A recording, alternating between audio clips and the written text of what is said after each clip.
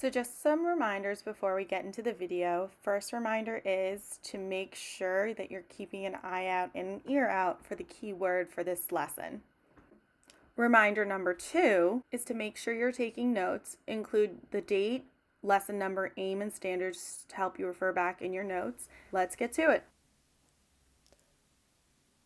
Today we're going to be talking about lesson 7, which is on simple interest. So our aim for today is going to be, how do we use the simple interest formula for unknown values in a real world situation? So the first thing that we want to address is, what is simple interest? Interest is the amount earned or owed based on a percentage rate over time, what I like to call good and bad interest. So it's an amount that is owed or earned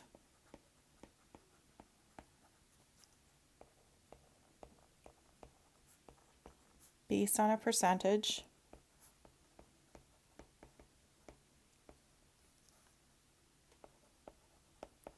rate over time.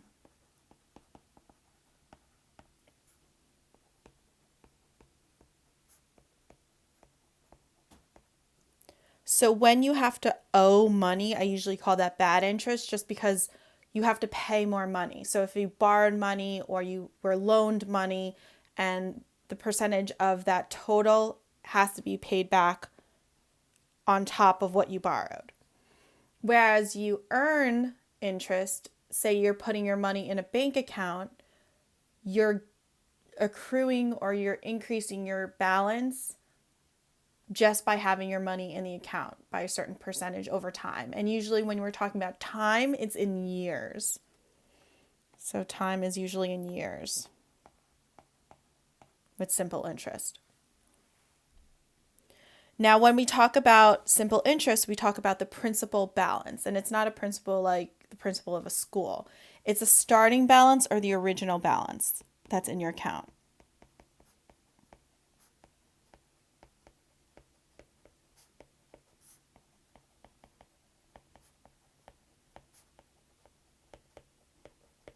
So it's the amount of money in your account or the amount of money that you originally borrowed. And that's what's going to build or have your interest build off of. Okay, so moving on to your interest formula. There's 4 parts. The first is your interest. We have our principal value. We're going to multiply all parts. We have our rate, and then we have time. So again, our interest is what's earned.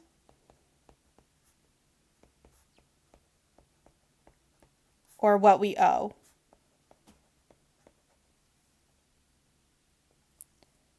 Your principal amount is the original.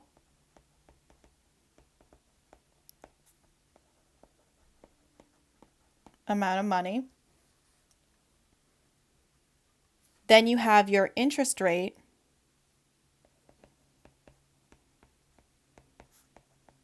as a percent, where you usually convert to a decimal. If you're using an equation or if you're using a proportion, you can just have the percent. And then you have your time that you're earning interest or owe interest in years. And this is important to remember, that it's in years. So time, rate, principal, and our interest.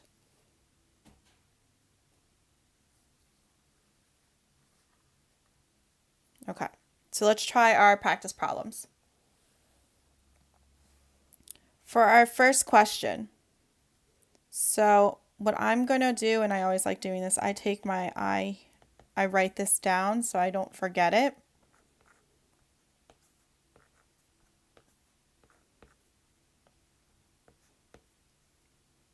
This way I have it. So I also like to write down on the side all the different parts to see what I'm given and what I can actually use and what's missing.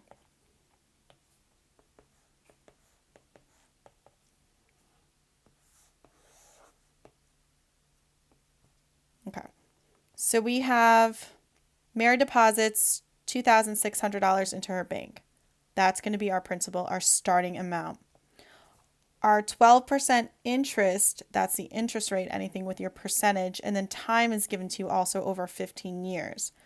You're answering the question of how much interest she owed, so that's going to be the amount of interest earned or owed on the balance. So let's fill all this out. So our interest, we have nothing. We need to figure that out. Our principal is $2,600. Our rate is 12%, or 0.12. And then our time is 15 years. So now we have to set up our equation with our formula. So our I equals, we don't know. P, we're just going to use substitution. So we have 2,600 times our 0.12, our rate as a decimal, and then times 15. And the beautiful thing with setting up a proportion like this, or sorry, an equation like this, with multiplication is commutative, so you just start multiplying. So you have 2,600 times 0.12, you're going to get I equals, you have 312, and I just like rewriting everything. And then you multiply your 312 by 15, I equals 4,680. And this is the amount of interest that she earns. So 4,680 is going to be your answer. Again, you're using substitution to include all of the values that you found from the word problem in the formula. So you're using this to find this and then plugging it back in. Or substituting it back in. Let's try number 2.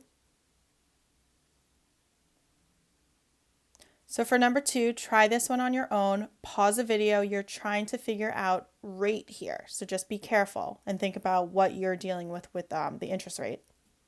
Pause the video and we'll see if you're right. Okay, so I'm going to include everything here, what I need to find, the different parts. So I know that Tyler borrowed $20,000 from the bank. So this is bad interest, or well, you're going to be paying it back.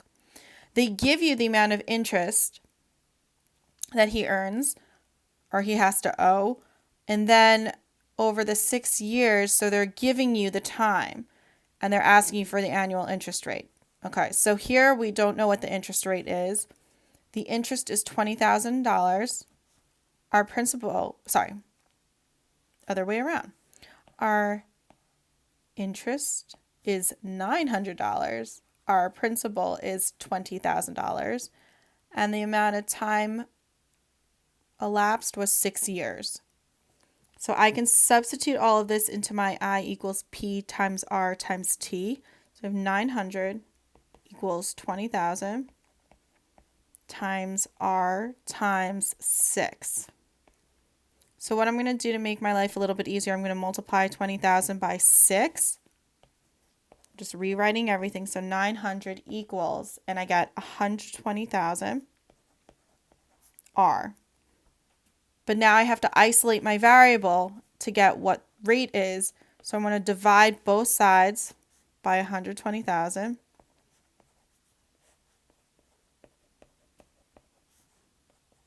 R is going to equal 0.0075. Now you have to remember, we have to convert this into a percent. So 0.0075 turns into 0.75%, and that is going to be your interest rate.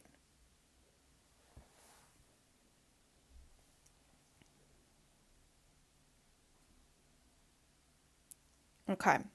For number 3, pause the video, try this one on your own, and come back and check your answer. This one's a little bit tricky. So for number 3, I'm going to have my same parts that I want to find. I'm going to read my question. Amy deposited $5,660. So that's my principal right there. $5,660 at a rate of 11%. Okay. 11%. and I know that's going to be 0.11 if I use an equation, for 9 months. Well, that's going to be the time, 9 months. And then we need to figure out the balance at the end of the 9 months. Okay, so the balance is a little bit different. So here we are finding the interest, and then we're going to use our principal and find our ending balance. Okay, first obstacle I want to take care of is at 9 months. What does that mean, 9 months? Now, when we're talking about time with simple interest, we're talking about years. So in a year, we have 12 months. So out of the 12 months, 9 months is what we're specifically talking about. And if we want to simplify a fraction, we can even say 3/4. So the time now that we're talking about is a fraction because it's less than a year. We're talking about 3/4 of a year or 9 months. So that is what we're going to be using in our formula. So let's set this up. We have our I equals PRT. So we don't know what I is. We're going to figure that out. Our principal amount is $5,660. Our rate we know is 0.11 or 11%. And now we figured out that our time is 3/4. So now we're going to start multiplying. So we have 5,660 times 0.11. We're going to get 622.6. We're going to multiply that by 3/4. Again, it's commutative, so you can just multiply straight across. Your interest that you're going to earn on this is going to be $466.95. It's a weird 5. So that's the interest, but we want the balance. So in order to find your balance, usually it's the ending balance or final balance, you want to take your principal amount, what you started with, and add your interest, because that's what you earn. So you have your interest, you have your principal amount, you're going to combine them together. So we have 5,660 plus that interest of $466.95. Your ending balance is going to equal $6,126.95. So this is what you're going to end up with as your ending balance. So what you want to do is make sure that you're writing down any questions that you have for me. Make sure you identified your keyword or phrase for this lesson, and I'll see you in the next video. Bye.